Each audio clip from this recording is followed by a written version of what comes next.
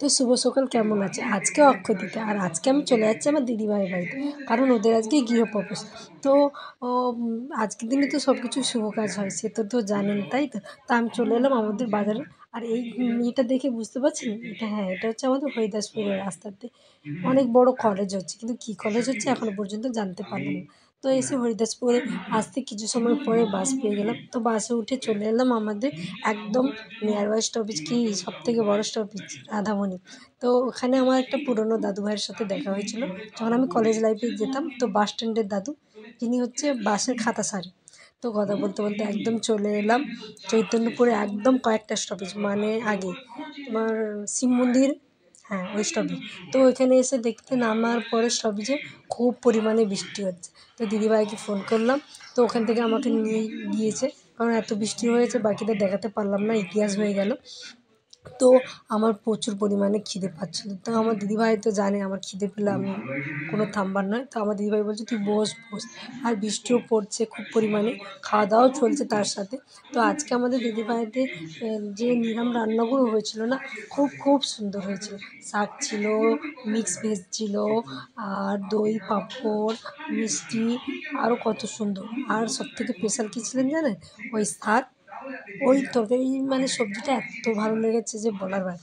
এই হচ্ছে আমার দিদিভাইয়ের বাড়ি।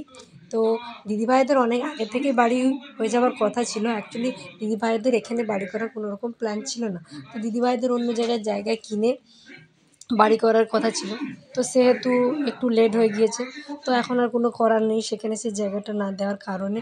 তো 1 বিঘা জমি কি কিনা সম্ভব একসঙ্গে 20 কাঠা? আর জানেন তো, একটু বাড়ি ছেড়ে অন্য জায়গা কিনলে একটু দাম তো বেশি হবে। তো যাই হোক, এখন ইতিমধ্যে তো হয়ে গিয়েছে এই বাড়ি। তো আমার বাড়ি, দিদিভাইয়ের বাড়িটা কেমন লেগেছে? তো জানেন, খাওয়া দাওয়ানোর থেকে বেশি কষ্ট হচ্ছে গুছানো।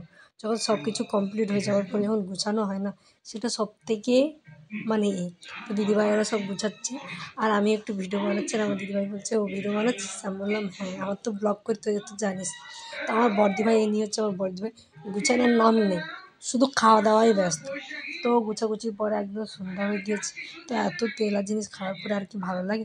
তো করে ফেললাম ছোলার চাট লেবু টেবু দিয়ে।